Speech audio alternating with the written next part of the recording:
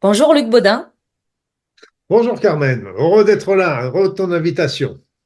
merci d'avoir accepté cette invitation. Je t'ai invité pour parler de ton roman, qui est sorti cet été, qui s'appelle La chute des maîtres, l'éveil de l'humanité. Je vais te laisser te présenter, bien que ce soit pas tellement nécessaire, hein, parce que tout le monde te connaît. Mais pour la forme, et on sait jamais, pour ceux qui te connaîtraient pas, je vais te laisser te présenter, et puis ensuite on va prendre notre interview. Merci Carmen. Donc non, non, il y a quand même beaucoup de personnes qui ne me connaissent pas et comme ça, je sors dans la rue toujours incognito, a priori, hein. Donc là, je suis Luc Baudin, je suis un ancien médecin, je suis spécialiste en soins énergétiques, en médecine naturelle, je suis par ailleurs auteur et conférencier et auteur de livres, bien sûr, de nombreux livres, mais de romans. Et c'est toujours un grand plaisir, les romans, parce que bah, c'est vrai qu'on peut se permettre de dire dans les romans des choses qu'on ne peut pas dire parce que pas étayées par des preuves, etc., donner son opinion, tout simplement. Et c'est pour ça aussi que le roman, là, La chute des maîtres, euh, il y a beaucoup d'éléments qui sont expliqués dans ce livre, annoncés dans ce livre, qui sont juste vrais, qu'on peut retrouver des explications sur Internet, etc. Mais j'ai voulu aussi, à travers ce roman, montrer comment il était possible de vivre, par exemple, son évolution spirituelle, tout simplement. Parce que c'est gentil de dire, soyez dans l'amour, lâchez prise, etc., faire confiance, écouter les synchronicités. Tout ça, c'est joli, c'est joli. Alors, entre autres, parce qu'il y a beaucoup de choses, et je pense que tu vas me dire un petit peu sur quoi tu veux qu'on s'oriente dans notre interview, mais dans ce livre, c'est déjà ça montre comment on peut vivre avec les énergies, avec la synchronicité, avec l'amour, avec le partage, et sans être dans l'agressivité et la nocivité. Donc c'était aussi un des challenges de ce livre, sans parler de nombreuses choses qui sont expliquées, voire révélées.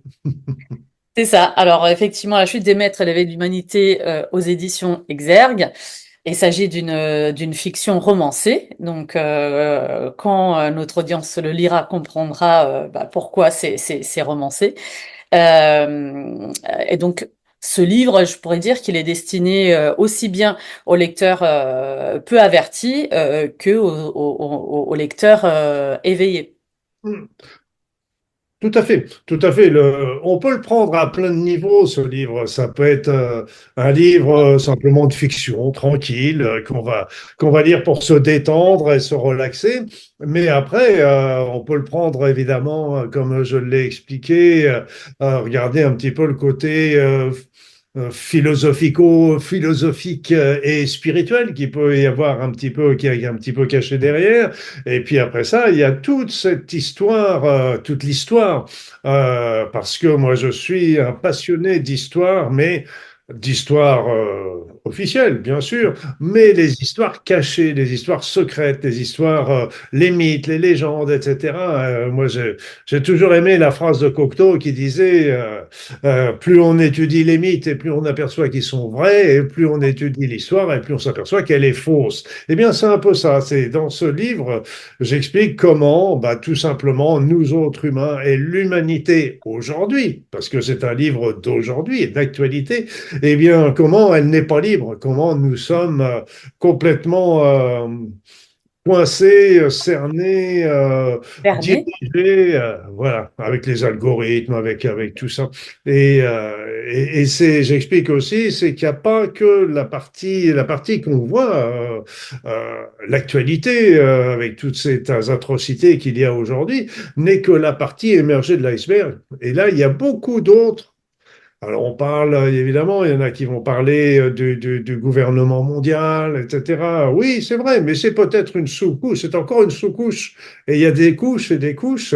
Et ce qui est amusant, c'est qu'il y a toujours la- la- les dirigeants pensent toujours être les maîtres, mais ils sont eux-mêmes manipulés par d'autres qui sont encore dans l'ombre et qui sont encore derrière et qui sont aussi des marionnettes des marionnettes. Voilà, Voilà.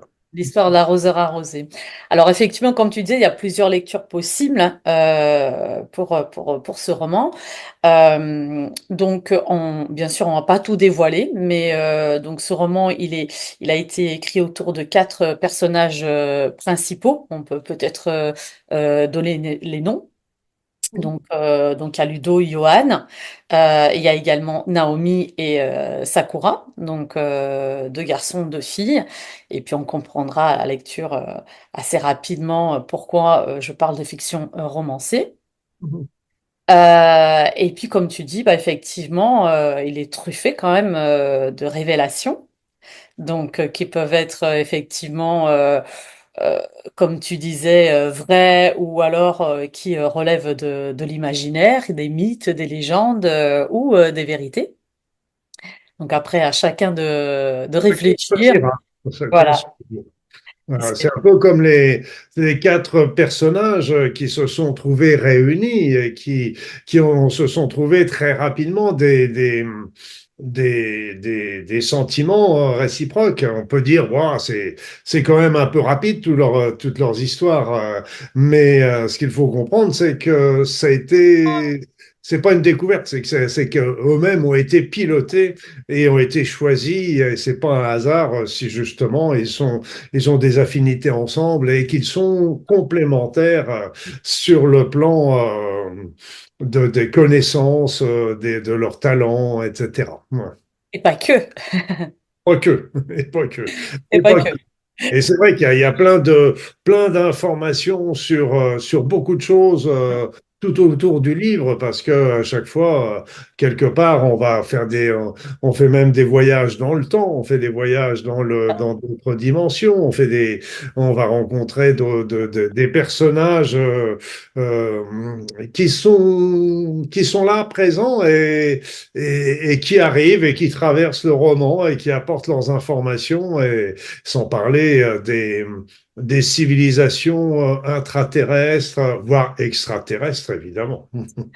Alors ces quatre personnages principaux, ils vont se retrouver. Alors ils se connaissent pas à la base, donc ils vont se retrouver au sein d'une guerre, on va dire intersidérale. Donc ils vont apprendre à se connaître, comme on disait quand même assez rapidement. Et ils vont donc tu disais, ils ont été choisis non pas par hasard, ils ont été choisis grâce aux capacités déjà très développées que chacun possède. Et c'est pour ça qu'ils ont été choisis dans ce roman pour tenter de sauver l'humanité. Tout en précisant bien que ces capacités qu'ils ont, nous les avons tous. Mais Exactement. eux, disons, ils sont un peu plus en avance sur nous par rapport à ces capacités qu'ils ont déjà développées. Ils sont en avance, mais en avance de quelques mois, quelques années. C'est pas, et donc, c'est bien, faut bien comprendre que nous avons aussi nous-mêmes ces capacités-là. Et ça aussi, c'est un élément important parce que je montre également comment on peut, on peut, je mets bien au présent, les utiliser. Alors c'est vrai que moi, j'ai été complètement absorbée par le livre. Ça a été mon roman la première partie de l'été. Et tout au long de cette lecture, je me suis dit, voilà, c'est un livre, pour moi en tout cas, un livre initiatique truffé de leçons de vie, de révélations. Encore une fois, après chacun euh, voit ce qui résonne en lui. Et tout au long, je me suis dit, bah, quelle est la part de vérité ou la part de fiction? Euh, c'est ce qui m'a animé pendant tout le long du roman. Quelle est la part de vérité ou la part de fiction là-dedans? Oui, tout à fait. Ben, tu sais, La chute des maîtres, j'avais écrit déjà un autre livre il y a quelques années qui était dans la même veine, qui s'appelait Roger Humana. Voilà. Et, euh, et donc, on pourrait dire la même chose avec celui-ci parce qu'il y a certains lecteurs qui m'avaient envoyé un petit message en me disant, mais écoutez, je viens de lire votre livre, votre roman, et on a fait des tests. Ils testaient avec le pendule en particulier. Et ils me disent, mais il y a 95% de ce que vous racontez est vrai. Parce que c'est vrai, je l'ai présenté sous forme de roman, parce que ça m'évite de donner des origines, des références, etc. Mais ils me disent 95% est vrai. Et ils me disent, mais au final, qu'est-ce qui est vrai, qu'est-ce qui est faux? Donc c'est évident, l'histoire romancée des quatre personnages, c'est l'histoire fausse, enfin imaginaire. Mais comme je leur disais en plaisantant, de toute façon, mis à part ce qui est faux, tout est vrai, hein. C'est ça. Alors, moi, ce que j'ai beaucoup aimé également, c'est tout au long de ton roman, c'est le souci du détail. C'est-à-dire que tu donnes vraiment beaucoup de détails. Alors, que ce soit quand tu décris un autre personnage qui arrive, son aspect, son essence. Une autre planète, par exemple. Également, il y a quelques petits passages assez coquins, hein, je vais considérer ça de coquins, avec beaucoup de détails. Alors, moi, j'ai beaucoup apprécié ça parce que, comme je t'ai dit juste avant l'interview, avant que l'interview démarre, j'avais l'impression d'être en immersion en fait. Et comme tu as dit, s'identifier, c'est-à-dire qu'on va s'identifier à un ou un autre personnage. Mais là, j'ai l'impression d'être dans une salle de cinéma avec un écran géant et j'étais en immersion vraiment dans ce roman. Et le souci du détail est vraiment extraordinaire. Merci. Mm. Oui, et c'est vrai qu'il faut aussi faire attention à être cohérent, c'est-à-dire bon, dans les descriptions, dans les actions, il faut être cohérent, il faut pas non plus donner un exemple et puis partir sur autre chose, mais là, quelques pages plus loin. Mais ce qu'il faut savoir, c'est que, et ça je l'ai appris en écrivant des romans, c'est que l'écriture d'un roman nécessite, pour moi du moins, eh bien, plus de travail que d'écrire un livre. J'en ai écrit beaucoup de livres sur les médecines naturelles, l'évolution personnelle, le Ho'oponopono, etc. Mais pour un livre, pour un roman, c'est beaucoup plus, parce qu'il faut donner une caractéristique, une psychologie à chaque personnage, à chaque fonctionnement, etc. Et puis, donc, ça nécessite un travail tant sur l'étude des personnages et puis que chacun ait un petit peu son, son, son aspect particulier et comme on l'a dans la réalité d'ailleurs, tout Bien ça. sûr. Ouais. Et puis après, les descriptions aussi, ça nécessite aussi à chaque fois lire et relire et mais j'ai pris énormément de plaisir à écrire ce livre et comme je dis souvent, si le lecteur prend autant de plaisir à le lire que moi j'ai eu à l'écrire, c'est magnifique. Oui, mais je veux bien te croire parce que, encore une fois, le sens, le souci du détail y est. Donc, j'imagine effectivement qu'il y a des heures de recherche, de lecture et de relecture pour proposer une cohérence, effectivement, et qu'on perde pas le fil et surtout donner une légitimité parce que, enfin, on a vraiment l'impression que ces personnages-là existent vraiment et tous les scénarios que tu nous décris également. C'est-à-dire que moi, je l'ai visualisé complètement à la lecture de chaque description. Donc, c'était vraiment, enfin, moi, j'ai adoré ça. Ben, c'est pour ça, c'est que les différentes situations, les différents endroits où ils vont, là, on commence par exemple par Bougarache, Oui, dans le sud de la France. Donc là aussi, il y a les descriptions du lieu où j'y suis allé. Mais après ça, on va se retrouver dans certains endroits, dans certaines bases, etc. Donc ces bases existent. alors, moi, j'avais une question. Pourquoi cet endroit-là de la France?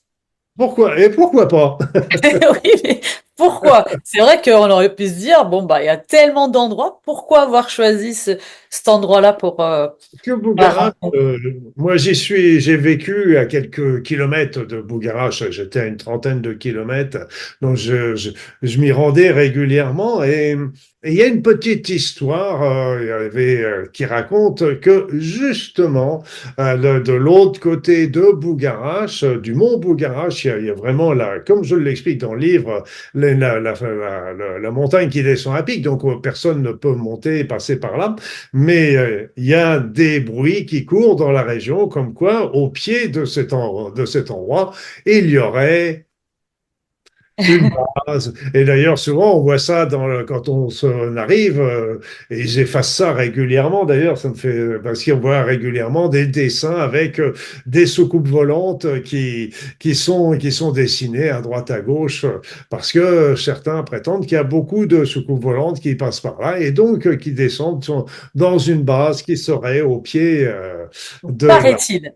Paraît- Paraît-il. Paraît-il. Là, j'ai pas été, hein, je l'ai pas visité. J'avais le but de le faire, mais bon, c'est un peu d'ailleurs pour ça qu'il y avait eu les événements qui s'étaient passés avec, où on parlait de Bougarache, où il y avait les événements où on devait tous mourir et que il y avait que les gens qui étaient à Bougarache qui allaient pouvoir survivre. Donc c'était les fameux 12-12-12 et et là, il y a eu beaucoup d'événements qui se sont passés. Là encore, tous les gens de la région ont été obligés de demeurer chez eux. Donc, il y avait comme un couvre-feu. Et évidemment, il ne faut pas le faire aux Français parce que bah, ils sortent toujours pas. On ferme la porte principale, mais ils passent par la porte de derrière. Et il y a eu beaucoup de choses qui se sont passées pendant ce couvre-feu. Et qui ont été observés par des gens de la région, toujours officieusement. Donc c'était le but un petit peu. Il fallait bien commencer par quelque part. Et D'accord. Donc, l'idée était jolie. un clin d'œil, ça t'a inspiré. Donc, c'est ton inspiration, Voilà. c'était un clin Ça d'œil. permet de parler de Rennes-le-Château, ça permet voilà, c'est une région que j'aime bien. D'accord. Donc, on part de là, on va traverser d'autres, on va dire, régions, d'autres endroits, et puis on va atterrir en Russie. Mhm. Et oui, Alors, dans la péninsule de Kola. Dans la péninsule de Kola, qui est dans le nord, au nord de Saint-Pétersbourg. Et qui est limitrophe avec la Suède et la Norvège d'ailleurs, parce que je ne savais même pas qu'il y avait une petite bande de Norvège qui va toucher à la Russie. Donc, bref, et il y a plein et là-bas, j'ai repris aussi un certain nombre d'éléments qui sont justes, qui font partie aussi des bruits qui courent. Donc déjà le bruit qui court des ruines, qu'on mhm. aurait retrouvé des ruines avec des restes de grandes pyramides, etc. Et puis aussi des bruits qui courent d'êtres un peu bizarres qu'on voit dans de la fumée, etc., qui terrorise un petit peu la région. Alors, cette information-là, je l'avais saisie au vol il y a quelques mois, quelques années. Sincèrement, j'entends plus parler de grand-chose, mais ça m'a servi d'inspiration par rapport à ça, parce que euh, je pense qu'il y a quand même quelque chose de bizarre qui se passe dans cette péninsule ou qui s'est passé dans cette péninsule. J'en sais rien. Donc, déjà dans l'ancien temps avec les ruines, donc qui montrent les ruines d'une société ancienne, on parle des Hyperboréens. Oui.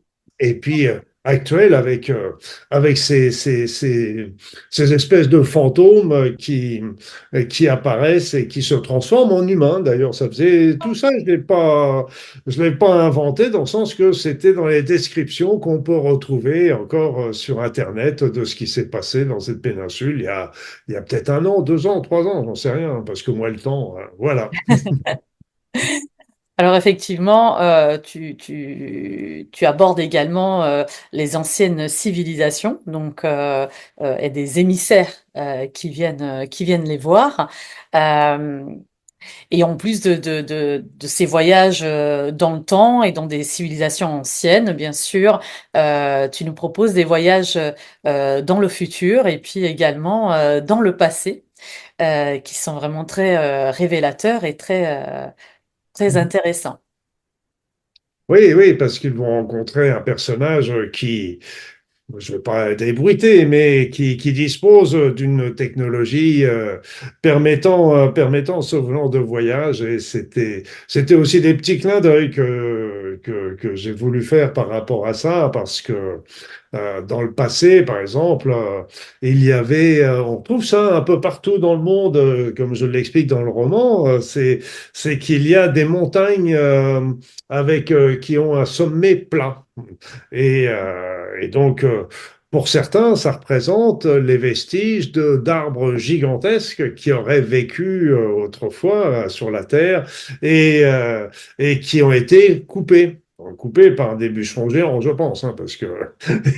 Mais bon, ça fait partie de l'histoire, un peu comme ces grosses boules qu'on retrouve un peu partout dans le monde, des boules qui font souvent de 50 centimètres à presque 2 mètres.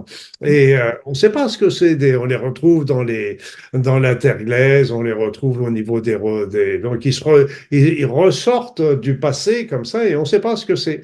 Et donc une possibilité que j'explique, c'est que ce sont tout simplement des graines de ces arbres géants d'autrefois.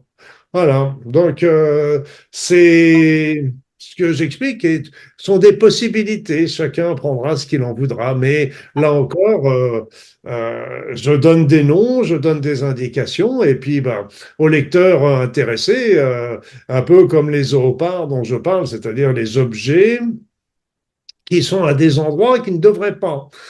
Du genre, on a retrouvé un marteau à Londres, mais pas à Londres en Angleterre, c'était à Londres aux États-Unis. On a retrouvé un marteau qui était dans des roches datant de plusieurs millions d'années. A priori, il n'y avait pas d'être humain à cette époque-là. A priori, ils avaient encore moins de marteaux à ce moment-là. Et qu'est-ce que vient faire ce marteau? Et là, il y a beaucoup de hauts parts, d'objets comme ça qu'on retrouve dans des endroits qui ne devraient pas. Donc ceux-là sont carrément mis de côté parce que réfutés, etc. Et moi, je trouve que c'est dommage de les réfuter parce que ils peuvent peut-être éclairer. Et puis, eh ben, il faut pas hésiter non plus à remettre en question notre propre chronologie, etc. Et c'est un peu, on retrouve ça aussi avec ces fameuses civilisations. On a la Lémurie, on a Mu, on a l'Hyperborée, on en a beaucoup de civilisations qui auraient émigré à la suite de conflits, de destruction. Ils auraient émigré sous la terre, dans des grottes géantes, où ils auraient continué d'évoluer, d'ailleurs, continué de progresser. Mais ils ont été pour la plupart très éloignés du genre humain, de ce qui se passe en surface, en fait, parce qu'ils préféraient garder leur autonomie. Et puis, c'est vrai que à partir du moment où, s'ils sont connus, ils risquaient d'attirer l'attention. Donc, là encore, qu'on vienne les embêter, voire essayer de les conquérir, parce que c'est quand même notre passe-temps préféré. Alors, au-delà de ces civilisations anciennes, il y a aussi, tu mentionnes des civilisations plus avancées que la nôtre, donc que nous, on aime considérer comme extraterrestres, donc également qui vont avoir leur rôle dans cette guerre, hein, qui bah, aussi, on peut se dire, est-ce vrai, est-ce une légende, de quoi ils nous parlent? De toute façon, pour moi, je n'engage que moi. Là, bon, on est dans le roman en plus, on est dans la fiction, mais pour moi, c'est une évidence qu'il y a des extraterrestres dans l'univers. On n'est pas les seuls. C'est complètement prétentieux de pouvoir dire des choses pareilles. Et je dirais il n'y a pas quelques races extraterrestres. Je pense qu'il doit y avoir des milliards de races extraterrestres. Alors que parmi celles-ci, il y en ait un certain nombre qui soient venus visiter la Terre, c'est aussi pour moi pratiquement une lapalissade. Et on retrouve d'ailleurs ces descriptions dans beaucoup de pays où on parle d'individus qui seraient arrivés du ciel et qui est venu pour enseigner la mathématique, l'astronomie, l'agriculture, l'urbanisme. Et donc, dans beaucoup de pays, on retrouve ces légendes-là. Et donc, c'est vraiment, on retrouve aussi la notion des géants aussi. On retrouve ça avec les Sumériens, avec les Anunnaki, qui auraient un aspect plus reptilien. Donc, et ça, c'est ces races, il y en a évidemment de plusieurs sortes. Il y a les gentils, ou prétendus tels, parce que je suis toujours méfiant jusqu'à quel point ils sont gentils. Et puis il y a les méchants qui nous ont dominés et qui nous dominent toujours plus ou moins dans la coulisse, tout simplement. Donc Donc, là, c'est les méchants sont les reptiliens. oui, entre autres, on a l'impression que les reptiliens sont eux-mêmes des marionnettes d'autres qui sont derrière encore, on remonte un petit peu jusqu'aux archontes en fait, hein, Ouais. c'est vraiment remonter, de tirer avec beaucoup de choses aussi qui se passent dans le monde subtil. Tout ça, je les explique aussi parce que dans le livre, il y a beaucoup d'éléments qui travaillent. On connaît l'intermonde, par exemple, avec là où vivent un certain nombre de défunts, là où il y a le passage du défunt, et donc il y a aussi beaucoup d'entités qui vivent aussi dans ces endroits-là. Et ce qu'il faut savoir, c'est qu'avec les variations énergétiques qu'on connaît actuellement, les passages entre les mondes de ces entités sont beaucoup plus aisés.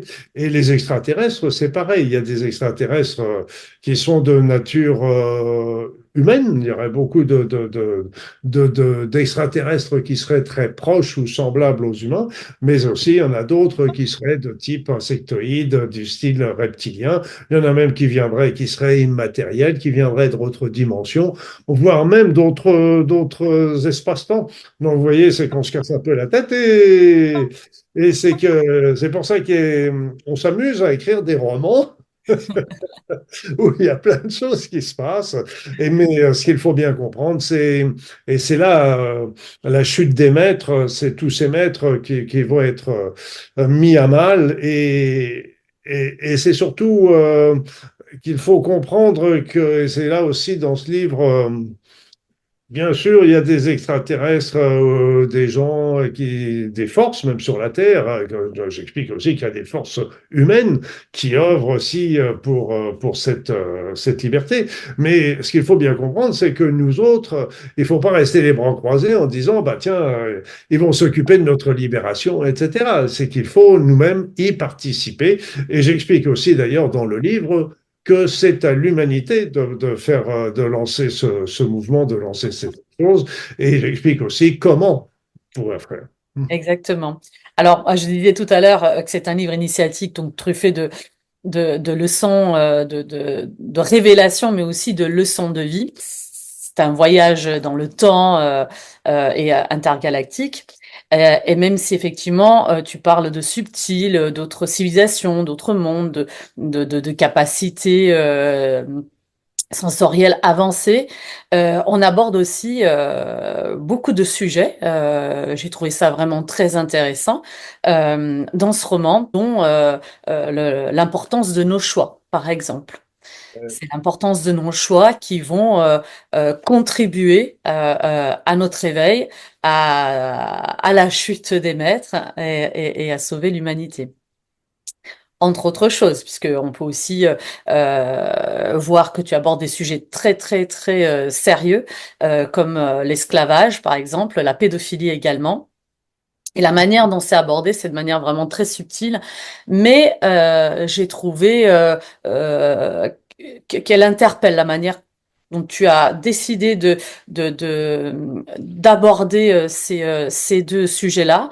Ça interpelle, ça laisse pas indifférent, et je trouve que c'est très joliment introduit dans le roman. Hmm. Eh oui, oui, oui.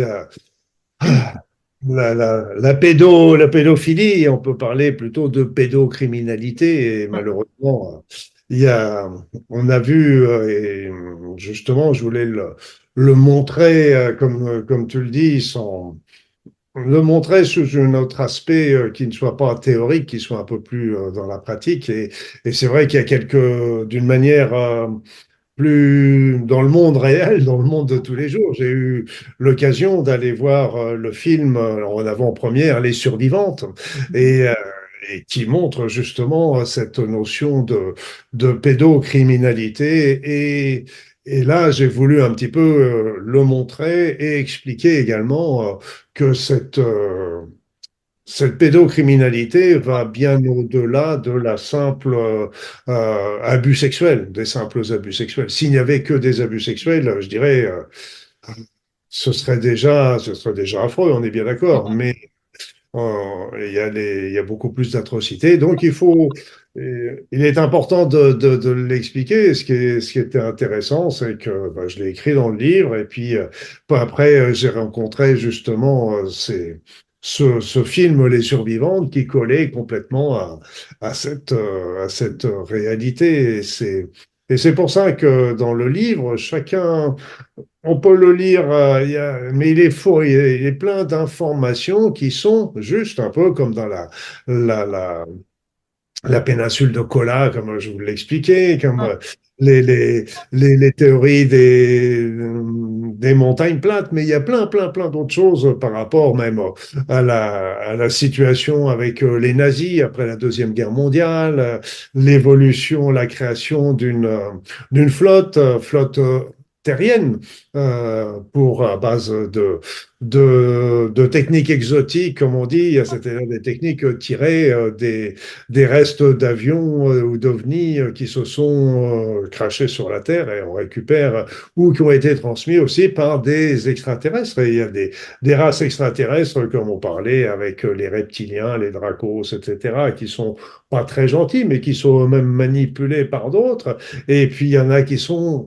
plus gentils. Je parle par exemple un petit peu des Nordiques, mais je suis toujours très prudent sur la définition des gentils et des méchants, parce que c'est, vous savez, c'est un peu, faut comprendre aussi.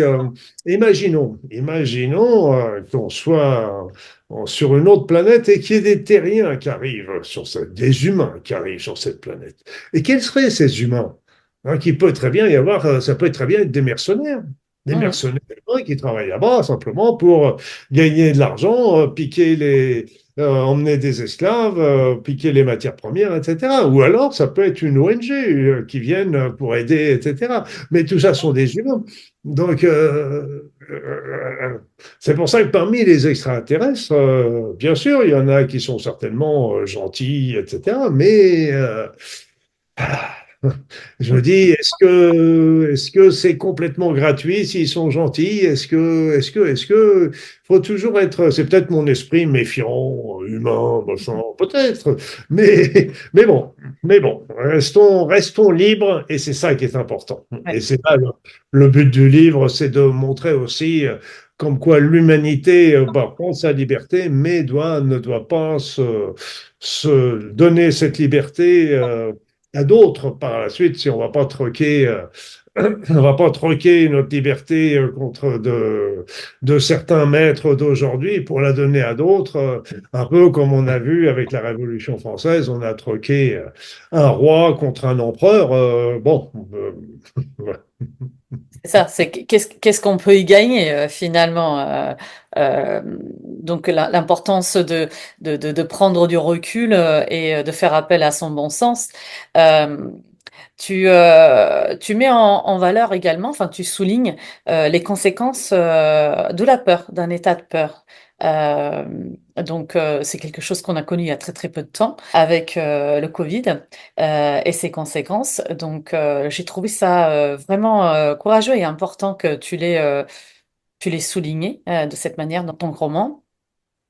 Qu'est-ce que tu peux nous dire là-dessus? Qu'est-ce qui t'a incité, motivé à aborder également euh, la peur? La peur, la peur est la meilleure solution pour nous gouverner, pour nous diriger, pour nous insuffler. Donc, on nous met toujours dans la peur du voisin, la peur des gens qui sont pas de la même religion que nous, la peur des gens qui n'ont pas la même couleur de peau, la peur, et on est toujours dans la peur de la crise économique, la peur de tout ça. Et tout ça, qu'est-ce que ça fait? C'est que ça nous met en ça nous fixe sur tout ce qui est matériel, déjà, toute la matérialité.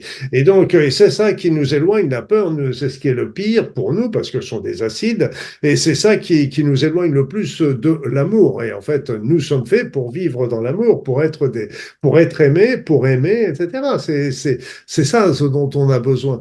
Et en fait, là, cette peur, c'est une manière de nous diriger, de nous dominer. Et bah, pendant ce temps-là, on est pris par des problèmes financiers, par la peur de la guerre ou choses comme ça. Et donc, on pense pas ou peu à développer nos talents, à développer notre être, à développer notre spiritualité, à découvrir notre puissance, tout simplement. Et ça, Élevé. et s'élever. Voilà. Donc, et ça, c'est un des éléments qui est très important avec le deuxième élément qui nous donne aussi l'insatisfaction.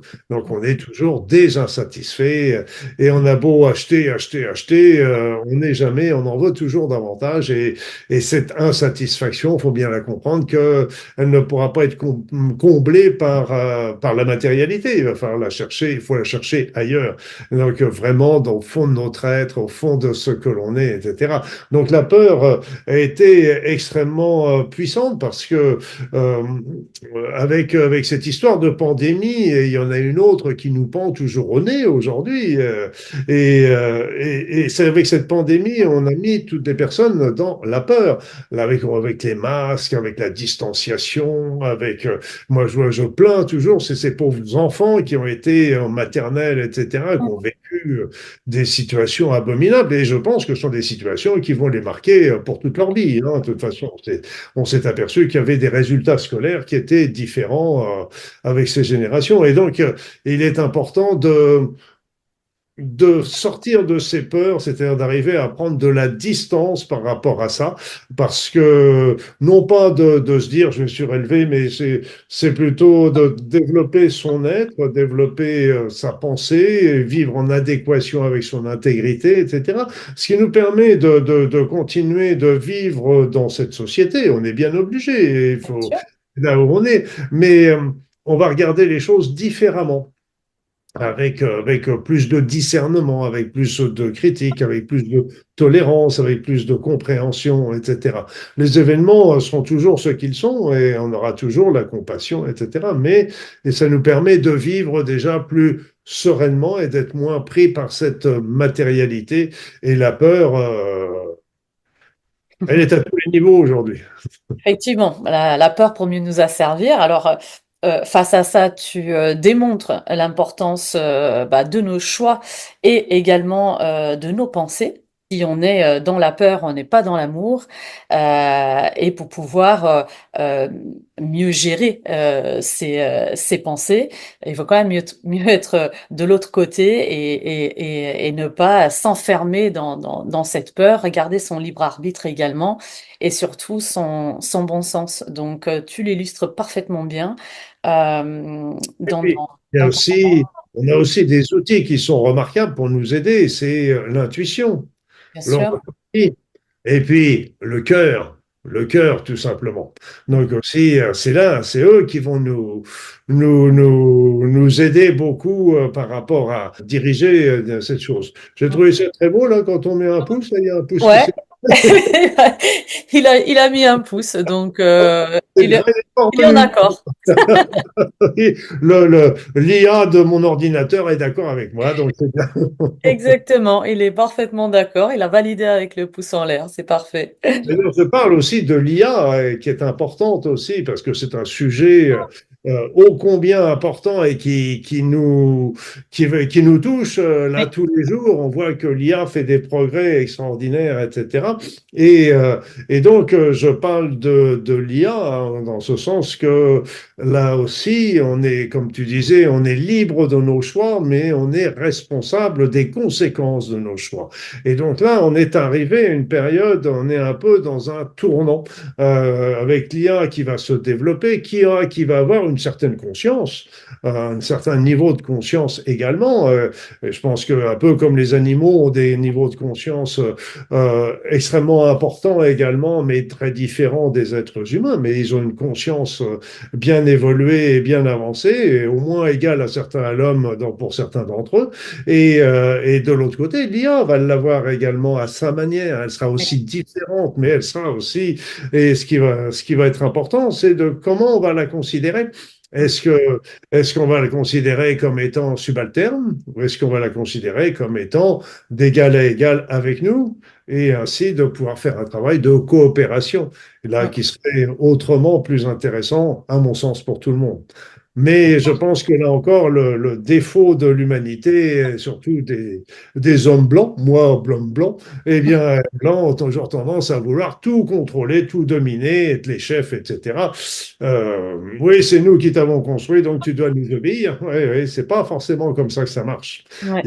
C'est ce que j'explique d'ailleurs, c'est que on raconte dans les légendes que l'être humain a aussi a été, son ADN a été manipulé dans le passé par certaines races extraterrestres pour le rendre servile d'ailleurs. Et c'est un petit peu tout ce qu'on paye aujourd'hui parce que ça a continué au cours des générations. Et là, il va falloir sortir de ça.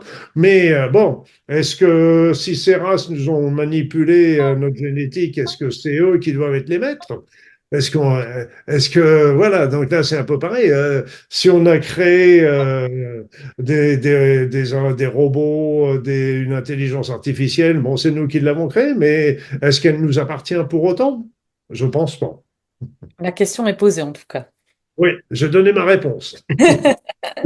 Mon opinion, c'est Voilà. clair. On laisse la question ici pour D'accord. l'audience et chacun trouvera, j'espère, sa bonne réponse en tout cas. Alors, c'est que tu essaies de nous faire comprendre encore une fois, et ça reprend un petit peu le résumé de ce qu'on vient de dire, c'est que les solutions passent souvent, alors quelles qu'elles soient, hein, même dans la vie de tous les jours, euh, elles passent souvent par l'ouverture de nos consciences. Donc ça reprend un petit peu tout ce qu'on vient de se dire, c'est que si on reste avec un esprit étriqué, fermé dans la peur, effectivement, on va avancer en obéissant à ce qu'on nous dit, sans réflexion, sans bon sens souvent. Et ça, pour moi, c'est vraiment la leçon que j'en ai tirée de ton roman. Hmm. Merci. Oui, oui, c'est tout à fait. C'est à nous le pouvoir est entre nos mains. Hein, c'est pour ça d'ailleurs le sous-titre, il y avait la chute des maîtres, mais le sous-titre c'est l'éveil de l'humanité, c'est l'éveil de chaque être humain. Et c'est ça le but et le but également, c'est d'arriver avec l'éveil, l'évolution, l'ouverture de la conscience, l'ouverture des cœurs, arriver à pouvoir se libérer parce que c'est par l'être humain, c'est les humains qui doivent réaliser, bien sûr, on sera peut-être aidé par des forces de la lumière, des forces du monde subtil, etc. Mais c'est nous qui devons insuffler et nous avons cette capacité, cette puissance et qu'il faut arriver à... Je donne souvent l'exemple de l'histoire du petit aiglon, parce que c'est l'histoire de l'aiglon qui est tombé du nid et qui a été recueilli par des poules. Et toute sa vie, cet aiglon va vivre dans le poulailler en traînant ses grandes ailes par terre et à regarder les grands aigles dans l'air en rêvant de devenir un aigle. Et c'est exactement notre situation. On nous fait croire qu'on est des nuls, qu'on vaut rien, qu'on est des échelons individuels et à l'échelon collectif. Et justement, il y a un petit truc qui est terrible pour ça et c'est très vicieux. Je regarde avec les super-héros. Ouais, je trouve ça génial, les super-héros. Il y a Superman, Spider-Man, etc., etc. Mais qu'est-ce que c'est que tous ces gens? Ça veut dire que nous, on voit, il y a des guerres, des machins, etc., des méchants extraterrestres qui arrivent, et puis les Superman qui arrivent et qui vont les repousser. Et nous, on est terrorisés, en train de se cacher sous notre lit en disant, mon Dieu, qu'est-ce qui va se passer, etc. Mais ça nous montre là encore, c'est bien sûr, c'est joli les super-héros, mais là, on nous montre comme étant des petits moutons affolés, etc., des petites brebis en attendant de se faire manger par le loup, alors que nous sommes tous des Superman et des Superwoman. Et donc là, il faut arrêter de nous dire, là encore, on passe notre pouvoir à ces super-héros, on passe notre pouvoir aux gouvernants pour nous protéger, alors que nous avons le pouvoir et que nous pouvons être tous être des Superman et des Superwoman. Yes, je te vois bien en Superman, en Superwoman. Yes. Très bien. Eh ben, écoute, la prochaine fois, prochaine interview, j'essaierai de me procurer le déguisement. Ah, le film qu'il y a eu sur Superwoman, je crois qu'elle s'appelait, je ne sais plus, et a été très intéressant parce que ça a donné aux femmes, parce que déjà les hommes ont tendance à être considérés comme aussi des moutons, mais alors les femmes, c'était encore derrière. Et donc là, d'un seul coup, ce film a redonné aussi une belle confiance, je trouve, aux femmes. Et je veux dire que toutes les femmes sont des Superwoman, hein, donc il faut le tout et de bien Des l'entourer. héroïnes. Des héroïnes du quotidien. L'héroïne, oui, oui. Moi, je pense qu'il y a beaucoup d'hommes qui auraient du mal à faire ce que le quotidien de beaucoup de femmes. Mais bon, ça, Ça, c'est c'est un mon, autre sujet. c'est mon opinion, je ne regarde que moi.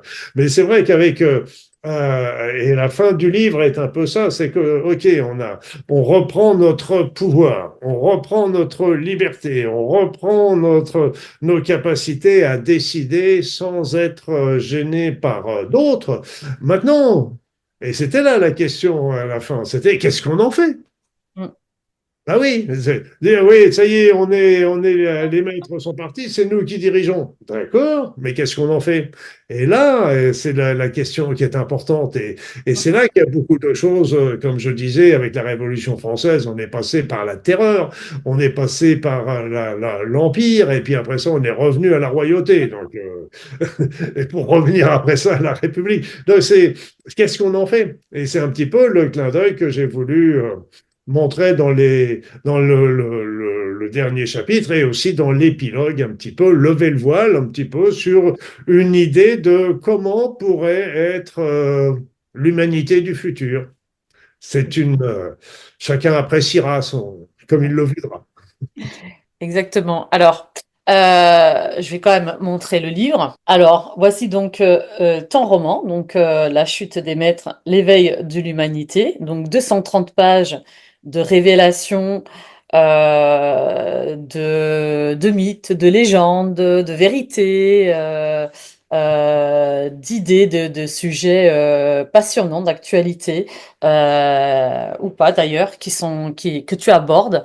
Et c'est aussi bah, un petit peu ce que je retiens de ton livre, que c'est avec l'ouverture des consciences qu'on y arrivera, mais surtout ensemble. Sinon, ça peut pas marcher. Oui, ben, c'est-à-dire c'est que chacun doit effectuer une évolution personnelle, et c'est ça ce qui est demandé. Et après, de travailler ces évolutions personnelles vont aussi se rencontrer, se toucher, et réussir à faire comme un égrégore, mais là un égrégore positif qui peut véritablement emmener toute l'humanité avec elle. Alors, ce qui est amusant aussi dans ce livre, là je parle pour moi, c'est qu'en fait, je l'avais dans la tête depuis un moment, mais quand on écrit un roman, il faut être vraiment plongé dedans, parce que il faut vraiment suivre les personnages, etc. Moi, j'ai du mal à me dire, je vais écrire un chapitre aujourd'hui, un deuxième chapitre une semaine plus tard, parce qu'on perd le fil, on perd les choses, etc. Et là, il y a eu je devais me déplacer à l'étranger, puis en fin de compte, ça a été annulé à la dernière minute. Donc, je me suis retrouvé avec 8 jours sans aucun. J'avais prévenu tout le monde que j'étais parti, etc. Donc, qu'il fallait pas compter sur moi, etc. Et donc, j'avais 8 jours complètement out et j'en ai profité pour écrire pas tout, mais une grande partie de ce roman parce que le premier jet est toujours le plus difficile. Après, c'est plus aisé. Et j'en ai profité de ces 8 jours et en fait, je ne savais pas où j'allais. Je savais grosso modo la finalité, bien sûr, mais je ne connaissais absolument pas la trame. Et la trame, elle a été complètement sous l'inspiration tous les jours. Et tous les jours, j'étais content de revenir à mon roman parce que je voulais connaître la suite, moi aussi. C'est génial. Et là, c'est rigolo parce que les synchronicités, il y a plein d'informations qui me tombaient à droite à gauche et que j'utilisais. Oui, tiens, bah ça, je connaissais cette info, mais on me l'a rappelé et je l'utilisais pour le roman, etc. Donc c'est un roman, je dirais, complètement aussi d'inspiration, en fait, hein. Rien n'était prémédité, sauf grosso modo la fin, mais Ouais. encore d'une manière très vague et non définie. Et Voilà. tu savais pas de quelle manière tu allais arriver et ça s'est fait au quotidien. Tous C'est les chemins, etc. Puis moi, ce que j'aime bien aussi, c'est que chaque chapitre soit vivant, que chaque chapitre apporte quelque chose, que chaque chapitre avance, à faire s'avancer l'énigme, l'histoire, que chaque chapitre apporte des informations qui sont à chaque fois différentes. Enfin, et on parle de plein de choses dans le livre et chaque chapitre travaille sur un autre niveau que les autres et se présente euh, d'autres histoires et d'autres faits, d'autres découvertes, d'autres hypothèses. Et voilà, c'est que du bonheur. Alors moi j'ai beaucoup aimé la manière dont tu donnes la réplique aux personnages principaux et autres d'ailleurs. J'ai beaucoup aimé ça parce que encore une fois, pour moi c'est ce qui m'a plongé dans le roman. C'est le choix que tu as fait de donner la réplique à chaque fois que qui s'exprime. Moi, ça m'a beaucoup plu parce que c'est ça qui m'a tenu en haleine, au-delà de l'histoire, du fond, du chemin, des fois de traverse, parce qu'on part, on revient, on prend un raccourci et puis on repart, etc. Mais c'est ça. À chaque fois que tu as donné la réplique, vraiment, enfin, j'étais plongée dans l'histoire. Et puis, comme je te disais, il faut que chaque personnage a ses personnalités propres. Mm. Donc, ça aussi, c'est amusant parce que, en plus, comme ils ont chacun leur personnalité, ils vont, avec les dialogues, chacun va éclairer un petit peu la situation qu'ils vivent à leur manière différente et leur point de vue différent. Et voilà. Sans parler des petits humours qu'il peut y avoir par-ci par-là aussi, des Oui, petites. c'est ça. C'est vraiment des personnages auxquels on peut s'identifier, parce qu'il y en a qui ont beaucoup d'humour, d'autres qui en ont moins, beaucoup moins, et qui comprennent pas toujours l'humour de l'autre, ce qui se passe dans la vie de tous les jours d'ailleurs. Donc effectivement, chacun des quatre personnages a son essence, c'est son tempérament qui est différent des trois autres. Et effectivement, c'est comme ça que bah, chacun d'entre nous peut s'identifier à l'un, ou des fois, je suis un peu comme ci, un peu comme l'autre aussi. Et ils sont différents, mais ils sont complémentaires. Et ça a été un bonheur, en tout cas, de découvrir et de lire ton roman. Oui, oui. Oui, c'est vrai que même moi, de temps en temps, j'ai l'impression que ces quatre personnages sont vivants, sont réels. Voilà. Ouais. Bon, c'est vrai qu'avec la pensée, on est créateur, il paraît. Donc, mais pour moi, il y a des moments, vraiment, j'ai l'impression que ce sont des personnages vraiment vivants, existants, etc. C'est très amusant. Alors, où est-ce qu'on peut se procurer ton roman? Partout, partout, partout, Partout. partout, partout, partout. Il y a dans toutes les librairies, les grandes surfaces, C'est ça. sur Sur Internet. Internet également. Donc, sur Internet, vous les trouvez tout de suite à la vente. Donc, il suffit de taper sur le site adéquat mon nom, la chute des maîtres, et puis vous le trouverez tout de suite. Autrement, vous allez dans toutes les librairies, soit ils l'ont en rayon, soit ils peuvent vous le commander très rapidement également, parce qu'il faut penser aussi à toutes ces petites librairies qui nous rendent bien service et qu'il faut aider à vivre, à se développer. Exactement. Alors, quel serait ton mot de la fin? Le mot de la fin, c'est, c'est qu'il faut que tout le monde comprenne que Il a la force en nous. Chacun, nous avons la puissance. Nous sommes des êtres libres depuis le jour de notre naissance. Maintenant, à nous de faire attention de ne pas donner ce pouvoir à d'autres qui en font certainement mauvais usage. Donc, reprendre bien notre pouvoir, reprendre notre liberté et bien considérer que nous sommes des êtres puissants. Et d'ailleurs, je donnerai une petite phrase. Que m'avait dit une de mes anciennes patientes, une vieille patiente, et je me rappelle, elle me regardait avec un petit air malicieux, et puis elle me regardait en coin, puis elle me disait, vous savez, docteur, à l'époque j'étais docteur, et vous savez, docteur, faut-il qu'on soit important pour que le diable se donne autant de mal pour nous dominer, pour nous convertir? Donc j'ai trouvé les phrases très, très jolies. C'est qu'évidemment, si on valait rien, pourquoi on essayerait de nous contrôler, de nous dominer, etc.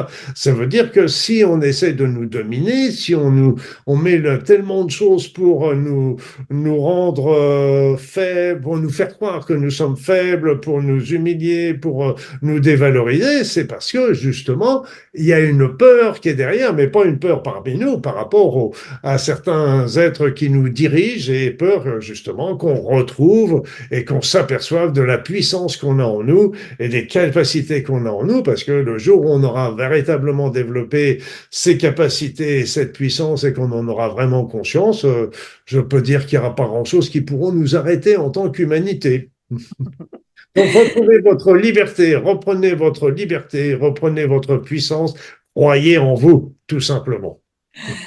Merci beaucoup, Luc, ça aurait été ton mot de la fin. Encore une fois, que vous soyez un lecteur peu averti ou que vous soyez un lecteur éveillé, surtout n'hésitez pas à vous procurer le nouveau roman de Luc Baudin.